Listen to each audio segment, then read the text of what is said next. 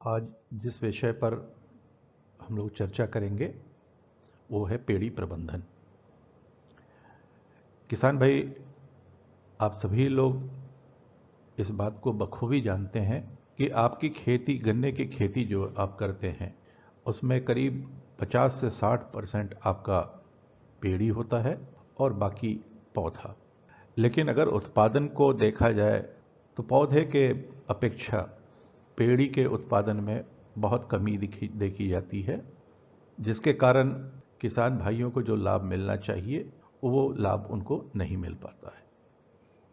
अब अगर इस पेड़ी प्रबंधन को बेहतर ढंग से हमें करना है तो हमें उन अवयवों को जरूर समझना पड़ेगा जिससे कि हम बेहतर उत्पादन ले सकें। आज इसी विषय पर हम चर्चा करेंगे। सामान्यतः किसान भाई जब गन्ने की कटाई कराते हैं तो खेत में ठूठों की मात्रा बहुत देखी जाती है जो उत्पादन को प्रभावित करती है। उसका कारण ये है कि जब ठूठ खेत में छूट जाएगी तो ठूठ के जो गांठ होते हैं वहाँ पर जो आँखें हैं वो जमनी शुरू हो जाती है और वो ज़मीन की सतह से ऊपर जमती है, जिसके कारण वो कमज़ोर होती है, पोषक तत्व उसे कम मिलते हैं और उसका परिणाम ये होता है कि उत्पादन आपके कम हो जाते हैं। तो एक समझ की बात यहाँ से ये निकलती है कि अगर आपके गन्ने की कटाई चल रही है तो उसे ज़मीन की सतह से काटें, और अगर नहीं काट पाए हों या ठूठ छूट गया हो तो ऐसे में ठूठों की छटाई नितांत आवश्यक है, बहुत ही ज़रूरी है। क्योंकि जब आपने ठूठों की छटाई कर दी तो जो आंखें फूटेंगी वो ज़मीन के सतह से नीचे से फूटेंगी और वो ज़मीन से फिर आवश्यक पोषक तत्व लेती रहेंगी, जिसके कारण खेत में फुटाव बेहतर ढंग से एक सार होगा, यानी कि पूरे खेत में एक उम्र के कल्ले निकलेंगे। और जब एक उम्र के कल्ले निकलेंगे तो उनका विकास भी एक साथ होगा और उत्पादन निश्चित तौर पर अच्छा निकलेगा। दूसरी जो समस्या पेड़ी गन्ने में आती है वो आती है, चूँकि ये एक साल खेत पे पौधे गन्ने के रूप में खड़ा रहा है तो उनकी जड़ें जो हैं वो पुरानी हो गई हैं और पुरानी जड़ों में पोषक तत्व लेने की क्षमता कम हो जाती है। तो ये बहुत ज़रूरी है कि पुरानी जड़ों को तोड़ा जाए, उसकी छटाई की जाए, जिससे कि नई जड़ निकलें और वो जड़ें सभी पोषक तत्व को लेने के लिए बिल्कुल तैयार रहेंगे और पौधे गन्ने की तरह पोषक तत्व का ग्रहण करेंगे। और इसको करने के लिए आप हल का प्रयोग कर सकते हैं, आप अपने ट्रेंचर का भी इस्तेमाल कर सकते हैं, आप कल्टीवेटर भी चला सकते हैं। और इस वक्त एक अच्छी टेक्नोलॉजी जो गन्ना खेती में आ गई है वो आ गई है पेड़ी प्रबंधन संयंत्र। इस संयंत्र की खासियत ये है कि इसमें आपकी ठूठों की छटाई, पुराने जड़ों की तुड़ाई, खाद और अगर कोई दवाई भी आप डालना चाहें तो एक ही बार में आप डाल सकते हैं।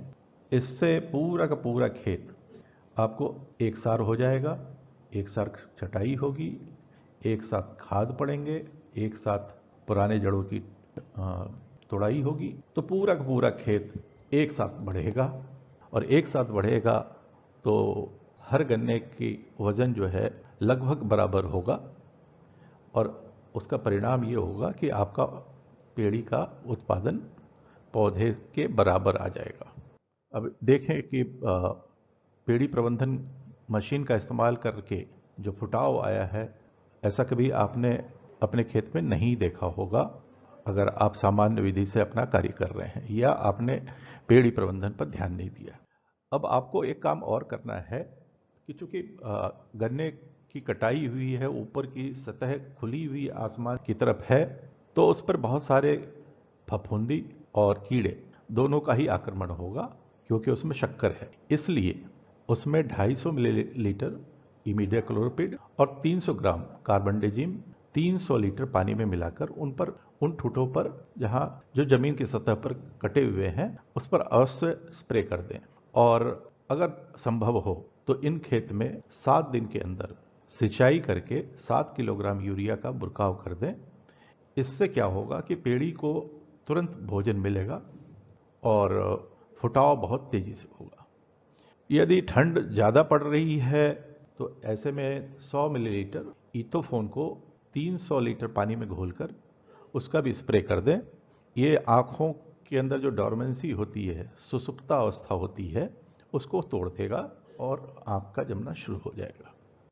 पेड़ी की फसल में जो उर्वरक आपको देना है वो है यूरिया, डीएपी और पोटास, जिंक और फेरस सल्फेट।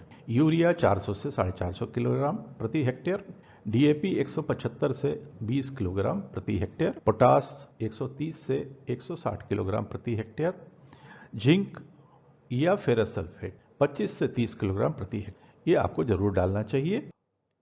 एक विशेष क्रिया जो हम पेड़ी प्रबंधन में करते हैं वो है सूखी पत्तियों की मल्चिंग करना। इससे जमीन की उर्वरा शक्ति, खास करके ऑर्गेनिक कार्बन की प्रतिशत बढ़ती है, खेत से नमी का नुकसान कम होता है, खरपतवार नहीं आते हैं। तो इसको करने के लिए 2-3 तरीके हैं। एक तो है आप ट्रैश श्रेडर का इस्तेमाल करें। ये एक मशीन है जो पत्तियों को बारीक टुकड़ों में काट देती है और उसको फिर आप पूरे खेत में फैला सकते हैं। दूसरा है कि सूखी पत्तियों को आप इकट्ठा कर लें। इकट्ठा करके आप 2 लाइनों के बीच में बिछा दें। ध्यान रहे इधर उधर फेंकना नहीं है, बिछाना है। और कोशिश करें कि 5 से 6 इंच की एक मोटी परत 2 लाइनों के बीच में आप बिछा दें। ऐसा जब आप करेंगे तो इस लाइन में खरपतवार नहीं होंगे जहां आपने पत्ती बिछाई है, और धीरे धीरे धीरे वो सड़ने शुरू कर जाएंगे। और जब ये सड़ जाएंगे तो इसके पत्तियों के अंदर जो भी पोषक तत्व थे, जैसे कि nitrogen, phosphorus, potash, organic carbon और माइक्रोन्यूट्रिएंट्स, वो इन पत्तियों से निकलकर आपके गन्ने के जड़ों को आसानी से प्राप्त हो जाएंगे। एक काम और करना है, वो है अगर आपके गन्ने के 2 झुंडों के बीच में 45 सेंटीमीटर से ज़्यादा का रिक्त स्थान है, खाली स्थान है, जिसको हम कहते हैं गैप। अगर इससे कम है तो आपको चिंता करने की ज़रूरत नहीं है।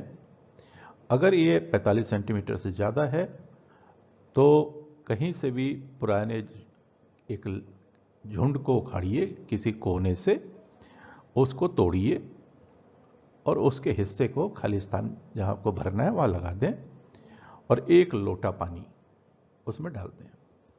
इससे क्या होगा कि वो झुंड, जो टूटा हुआ झुंड का हिस्सा है, वो वहाँ जम जाएगा और रिक्त स्थान नहीं रहेंगे।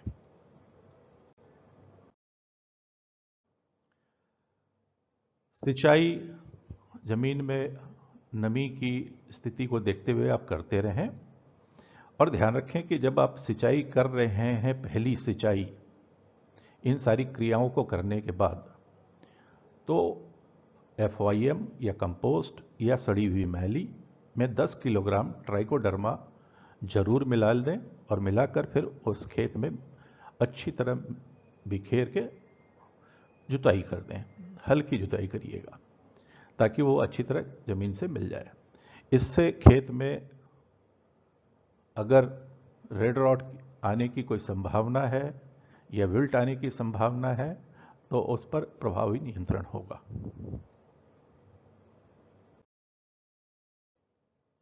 निराई गुड़ाई समय समय पर करते रहें उन लाइनों में जहां आपने पत्ती नहीं बिछाई है, जिससे कि खरपतवार ना रहें, और आपके दिए हुए खाद का प्रयोग केवल आपकी पेड़ी का फसल करे, खरपतवार ना करें।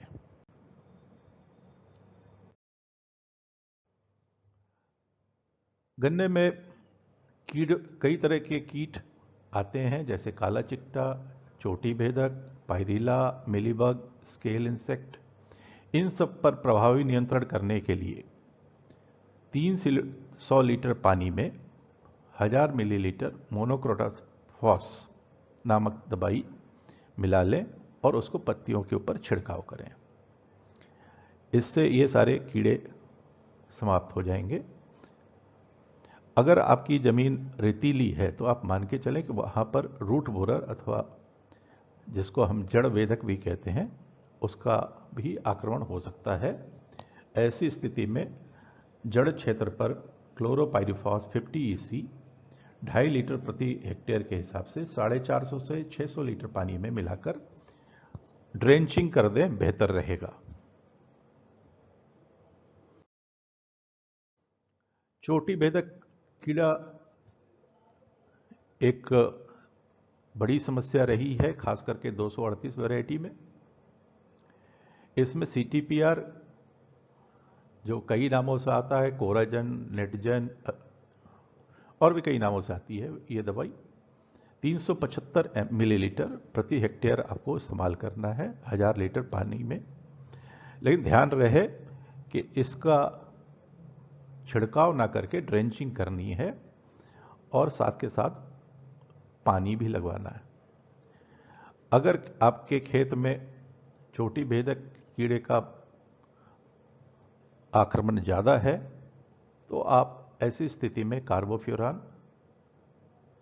67 kg यानी 67 kg प्रति हेक्टेयर के दर से आपको इस्तेमाल करनी है। लेकिन ध्यान रहे, कार्बोफ्यूरान अथवा कोई भी दवाई का प्रयोग करते वक्त नाक, हाथ और आंखें के लिए PPEs का इस्तेमाल जरूर करें, यानी कि दस्ताने, ग्लव्स, चश्मा और सिर ढका हुआ कपड़े पूरे बाजू के होने चाहिए।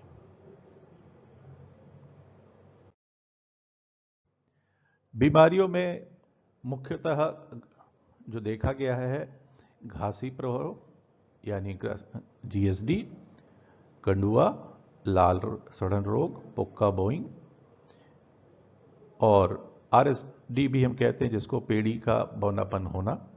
अगर ये सारी चीज़ें दिखती हैं आपको, कोई भी इनमें से बीमारी दिखती है आपके खेत में, तो एक पॉलीथीन लेकर उसे जड़ से उखाड़ लें और उसको नष्ट कर दें, क्योंकि खेत में अगर ये रह जाएगा तो ये आपकी बाकी फसलों को भी नुकसान करेगा। लाल सड़न रोग एक कैंसर है, सभी आप भी जानते हैं। तो ऐसे में कोई भी झुंड, कोई भी गन्ना अगर आपको प्रभावित दिखाई दे, उसे जड़ से उखाड़ लें, वहाँ पर एक मुट्ठी ब्लीचिंग पाउडर डाल दें और तुरंत ही उसे मिट्टी से दबा दें, ताकि उससे निकलने वाली गैस लाल सड़न रोग के जो स्पोर्स होते हैं उसको नष्ट कर दें। इसके साथ साथ आपको देसी खाद में 10 किलो ट्राइकोडर्मा अच्छी तरह मिलाकर खेत में फैला देना चाहिए और उसके बाद हल्का पानी लगा देना चाहिए। साथ साथ फसल को सीजन में बचाए रखने के लिए थायोफिनेट मिथाइल 0.2% का स्प्रे करिए, छिड़काव करिए। इससे नियंत्रित किया जा सकता है काफ़ी हद तक लाल सड़न को। लेकिन ये ध्यान रखिएगा, लाल सड़न को अगर से निजात पाना है तो आपको बीज का चुनाव और खेत की सुरक्षा, ये दोनों ही चीज़ें साथ साथ करनी होगी। पोक्का बोइंग रोग अगर आए तो 0.2% कार्बनडेजिम सबसे सस्ती दवाई है, या बाविस्टिन या कॉपर ऑक्सीक्लोराइड का स्प्रे कर दीजिए। अनावश्यक दवाई का प्रयोग ना करें। फिर खाद देने के आखिरी डोज के बाद भारी मिट्टी चढ़ा दीजिए, खास करके मानसून या बरसात का महीना आने से पहले। ये कार्य करते ही आपको इसके बाद केवल अपने गन्ने में कीट या बीमारी पर ध्यान देना है। कृषि क्रियाएं कोई करने की आवश्यकता नहीं पड़ेगी। अगस्त और सितंबर अक्टूबर 3 महीने आपको गन्ने की बंधाई पर ध्यान देना है। पहली बंधाई अगस्त में, दूसरी बंधाई सितंबर के आखिरी में या अक्टूबर के पहले हफ्ते में। और अगर गन्ने की पैदावार बहुत अच्छी हुई है तो तीसरी बंधाई भी कर सकते हैं। किसान भाई, अगर ये सारी चीज़ें जो आज हम लोगों ने चर्चा की उस पर आप कार्य करें तो निश्चित तौर पर आपका उत्पादन बढ़ेगा और आप भी गर्व के साथ कह सकेंगे कि जितना मेरा पौधे का उत्पादन है उससे बेहतर मेरा पेड़ी का उत्पादन है। इससे आपके आर्थिक लाभ बढ़ेंगे और संपन्नता आएगी।